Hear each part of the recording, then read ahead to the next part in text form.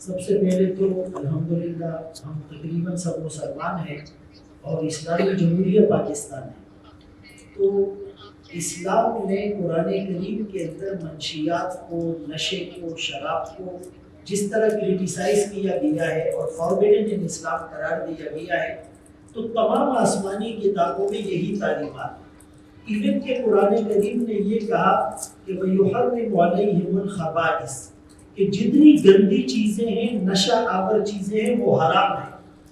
اور مفسرین نے لکھا ہر وہ چیز جو نقصان دیتی ہے وہ خبائث میں شامل ہے۔ اسی طرح قرآن کریم نے اس کو مزید ڈیفائن کیا انما الخمر والمیسر والانصاب والازلام، کہ شراب اور جوا گندی چیزیں ہیں، شیطانی عمل ہیں، اس سے ہمیں بچنا چاہیے۔ We have to get rid from this kind of things۔ اب دیکھیں اسلام نے صرف منع نہیں کیا بلکہ اسلام نے اس کے نقصانات بتائے۔ اللہ کی جو بہت ساری نعمتیں ہمارے اوپر اس وقت ہے، سب سے بڑی نعمت عقل ہے۔ تو منشیات کی وجہ سے یا نشے یا شراب کے استعمال کی وجہ سے سب سے پہلی چیز جو ہماری افیکٹ ہوتی ہے وہ عقل ہوتی ہے۔ اسی عقل کی بنا پر تو اللہ نے انسان کے لیے پوری کائنات کو مسخر کیا۔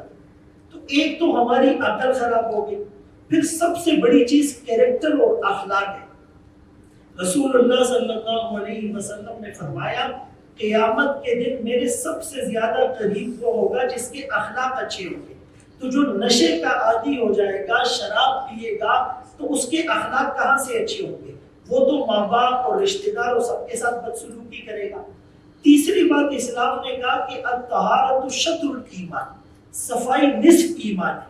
تو جو نشے کا عادی ہو جائے یا نشے کی لت میں مبتلا ہو جائے، وہ اپنی پاکی بھی نہیں رکھتا بلکہ روحانی پاکی، باطنی پاکیزگی سے بھی وہ دور ہو جاتا ہے۔ چوتھی چیز یہ جو صحت ہے، یہ امانت ہے۔ حدیث پاک میں آیا اختنم خمسا قبل خمس، پانچ چیزوں کو پانچ چیزوں سے پہلے غنیمت سمجھا جائے۔ اپنی زندگی کو موت سے پہلے، صحت کو بیماری سے پہلے۔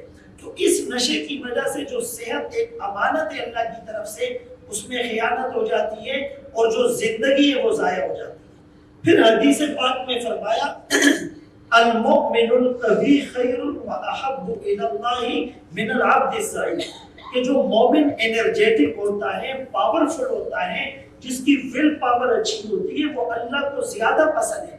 وہ جہاد بھی کرے گا، وہ تبلیغ بھی کرے گا، وہ نماز بھی پڑھے گا، اور وہ لوگوں کی خدمت بھی کرے گا۔ لیکن اگر نشے کے اندر مبتلا ہوگا تو ظاہر سی بات ہے وہ انسانی خامیوں کے اندر مبتلا ہو جائے گا۔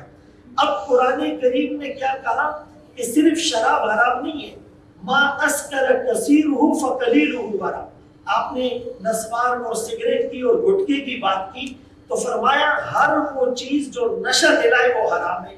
اب کچھ لوگ کہتے ہیں جی ہم تو اتنی شراب پیتے ہیں، نشہ نہیں چلتا۔ تو فقہ کے اندر اس کا جزیہ بتایا ہے کہ جس کی زیادہ مقدار نشے میں مبتلا کرے، اس کی تھوڑی مقدار بھی حرام ہے۔ ایک آدمی اگر ایڈکٹڈ ہے اور نشے کا عادی ہے، لیکن دوسرے آدمی کو اگر شراب کا ایک گھونٹ بھی پلایا جائے تو وہ نشے کے اندر مبتلا ہو جائے گا۔ تو اسلامی اعتبار سے فرمایا کہ ان چیزوں کی روک تھام ہو۔ ہمارے ملک میں جیسے بہت اچھی بات ہوئی کہ رولز موجود ہیں، اگنورینس آف لا ہے، امپلیمنٹیشن نہیں ہے، اور اس کی وجہ یہ ہے کہ ہمارے حکمران سیاسی بنیادوں پر آتے ہیں۔ ایون کہ ہیلتھ منسٹر وہ بنتے ہیں جو انگوٹھا چھاپ ہوتے ہیں۔ اسی طرح ایجوکیشن کے اندر وہ آتے ہیں جن کو ایجوکیشن کی ای کا پتہ نہیں ہوتا۔ تو قرآن کریم نے کہا ان اللہ یأمرکم ان تؤدوا الامانات الی اہلہا، اللہ تمہیں حکم دیتے ہیں امانتوں کو اس کے اہل تک لوٹاؤ۔ ریئلائز دا ویلیو آف اینی تھنگ، ایلیجیبلٹی کرائیٹیریا کو دیکھ کر اگر لوگوں کو ذمہ داریاں سونپی جائے گی تو پھر وہ ایکشن لیں گے، رشوت نہیں لیں گے۔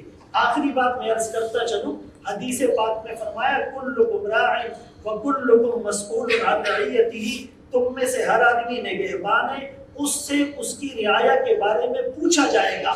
تو ڈاکٹرز، ایجوکیشن والے، ہیلتھ والے، یا علماء، یا جو ہمارے پولیس کے ادارے ہیں، جو لا اینڈ آرڈر کی سچویشن کو دیکھنے والے ہیں، حکمران ہیں، میڈیا پرسن ہیں، اپنی ریٹنگ اور رینکنگ کے لیے ایسے ایڈ کیوں چلاتے ہیں؟